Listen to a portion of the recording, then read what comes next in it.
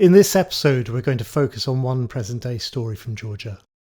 Mzia Amaglobeli is currently on trial, and I'm indebted to a friend and colleague, Irma Dimitradze, for taking the time to explain who Mzia is and the circumstances of her arrest and detention.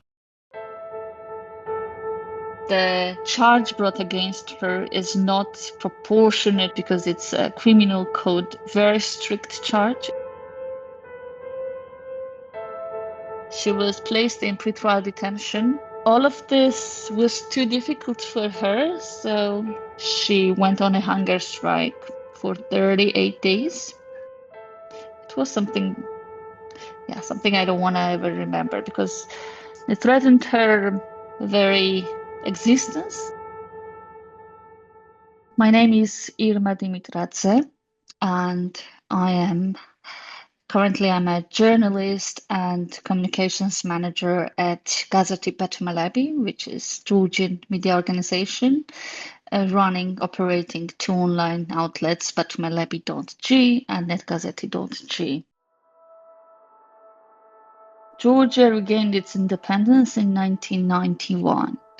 And in 2001, Mzia established independent media organization. So our organization is only 10 years younger than Georgia's independence, modern independence history. And in 2001, Georgia was not a great place to live. It's not now, it was not back then. And it was a resistance from her. She was like 26 years old, young woman who didn't even have the degree in journalism.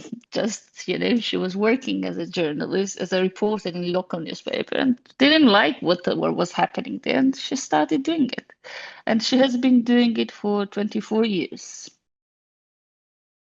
This is very sort of unique case that there is a media organization which started in the region as a protest form, which never changed the owner, which never changed the editor-in-chief, which never sold the shares, never had any company in it, which never was associated with any political party, and which, of course, had rough times all the time. And when you start a media organization as a form of protest for a better life, for truth, for justice, it becomes more than a job. And literally, she has dedicated her life to it. She would spend like most of the time here in office. And that's how it happened to become from some small business started with $200. Now it is like owning two separate online outlets, one in Tbilisi, where nationwide stories are covered, one in Batumi. We have gained we have been awarded several times, our journalists, so on, and lots of things. And the point is that when you are doing something like this and you are staying also local, this kind of media has a special bond with the community. So the people didn't know who was Mzia at all, like when she was arrested. Her image appeared later. But they all know what is Batumelebi and what is Netgazeti. And the smear campaigns don't work. You can say whatever, but when something is very familiar and very close to you, it's very difficult to believe some insane things from someone very far who cannot even put the facts straight and say. We know that we knew that we would be attacked. Probably you have been watching Georgia for a long time, and you know how Ivanishvili's regime worked for the last 12 years. It slowly cleansed the political spectrum, first beginning from the coalition itself, then the opposition.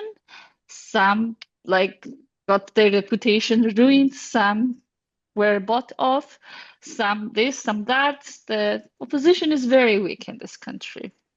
The state institutions are all captured, but media, independent media, these small, tiny media outlets, which you might think that are not very important, and the public are very much bonded. So it's like last thing to destroy, and you have everything you need. And to destroy it, like you don't necessarily want to go door by door to everyone. You just need one good example and choke it and like scare off others, and the most of job will be done.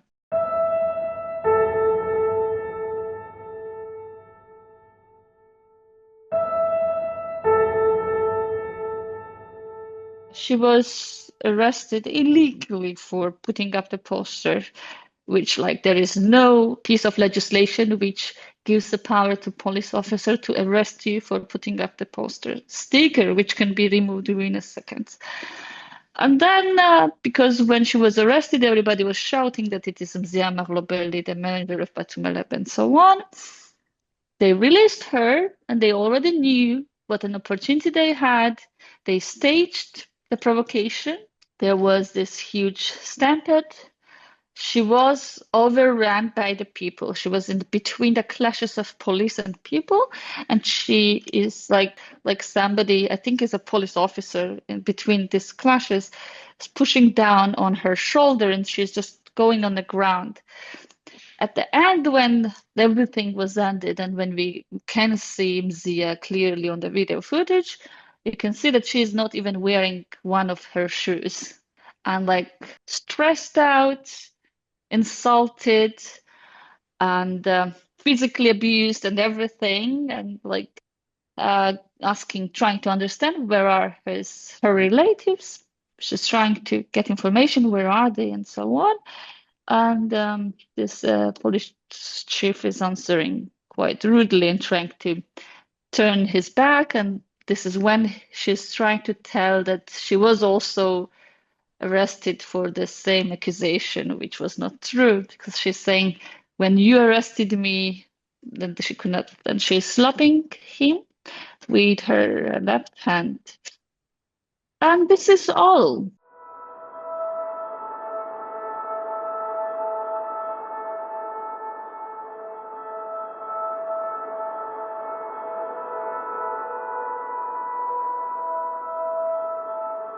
It was not only the charges and prosecution that is taking place, but also when she was arrested the second time, they handcuffed her, so they behind her back. First it was on front, and they changed the position. The same police chief was trying to physically assault her several times, storming in the room, stopped only by other female officers. And filled with rage, as we have heard about him many times before, when he could not physically get her, he spat on her face to degrade her. And it was not enough for him. It's not him, I think it's the system, because nothing is enough for them. Like they want to fully break him.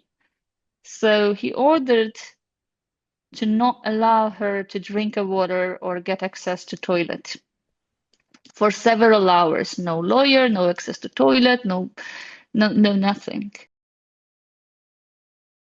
She was placed in pretrial detention. Our commissioner assessed it as absolutely unjustifiable, because pretrial detention was not the measure which was necessary for a slap, as well as the charge brought against her is not proportionate or anywhere near to be proportionate, because it's a criminal code, very strict charge. It is attack, physical attack on police officer. I mean, it's not just assault, which could be verbal. It has its own criteria in criminal code of Georgia. So there should be damage to health or damage to your property. There should be premeditated. Anyway, it's since January 12th. Today is already July. She's in pretrial detention. She's facing 47 years.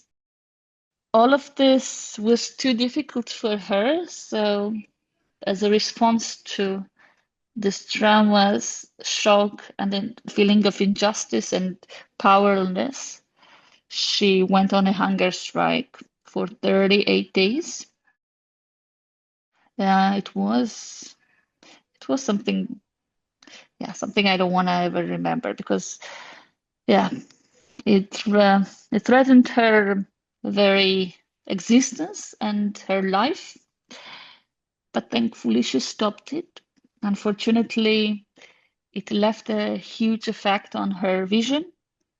We learned that the clinic, which is contracted by the penitentiary system, by the prison, where Mzia was placed when she was on a hunger strike, did 2 examinations of her eye vision on February 4 and February 6.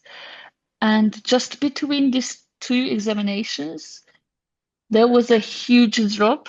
And the thing is that the clinic didn't think that it was important to communicate this with the family or the lawyers, to tell them that there is this huge drop, because this examination paper, when you look at it as a regular citizen, you cannot really understand what does that mean.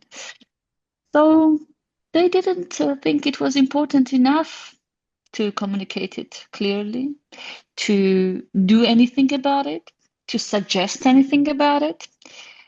Later, a few months later, when our lawyer went back to this documents and took it to other doctors, they said that this is something very alarming. This is something very scary.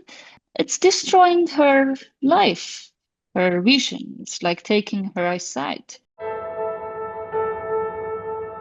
Mzia, from prison and from the courtrooms when she's brought there, I don't know how much she can see. She's writing these handwritten posters and raising them up, saying we have to fight for freedom, because this is the only thing that we have been left with. This is our country, and we all realize that this is a war, and even surviving is some sort of gain.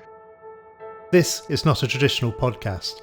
It's an attempt to draw international attention to the situation in Georgia and to provide a platform for the Georgians struggling against the authoritarian regime there.